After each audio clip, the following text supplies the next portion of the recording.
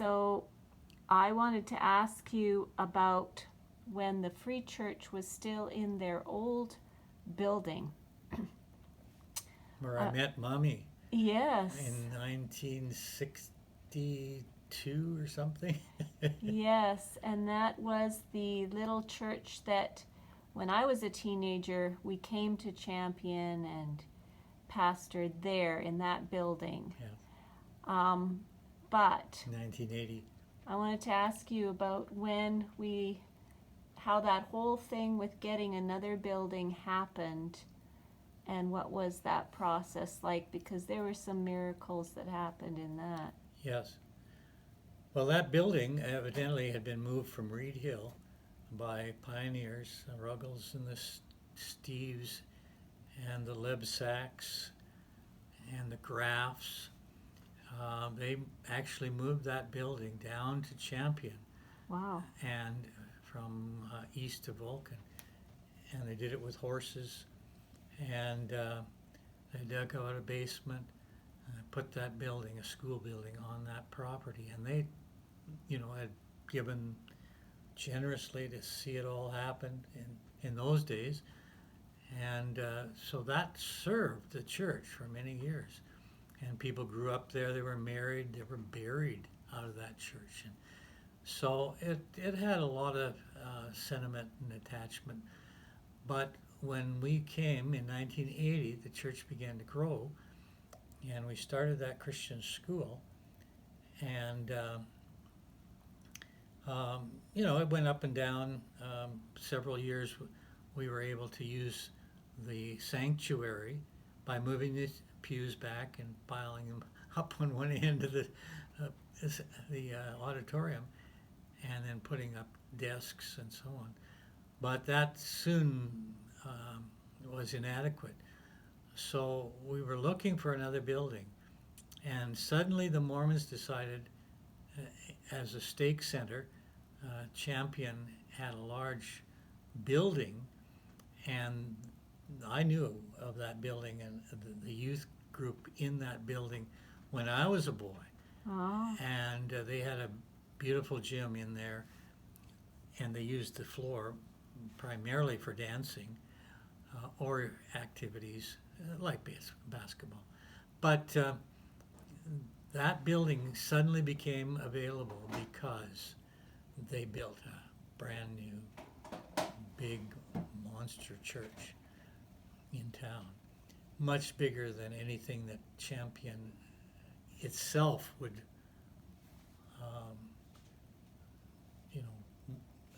ever use. But people come from Lethbridge, from Yeah.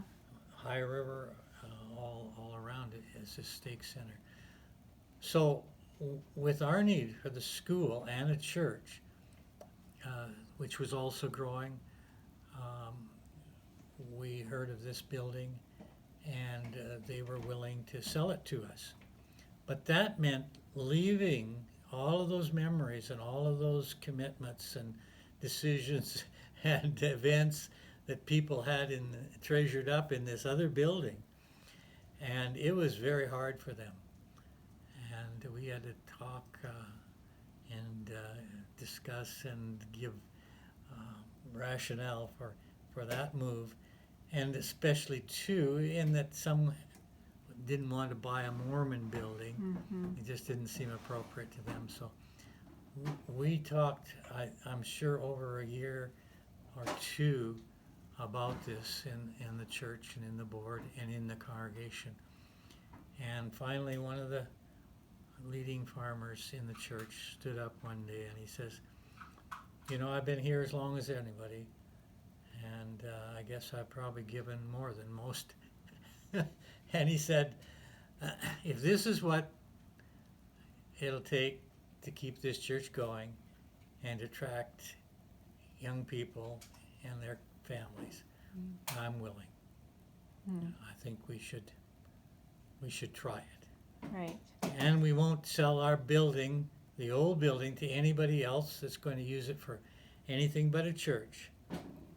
And we'll move into the new facility. And then we promised very faithfully that we'd dedicate this building properly and Yeah. use it for the Lord's glory and the community.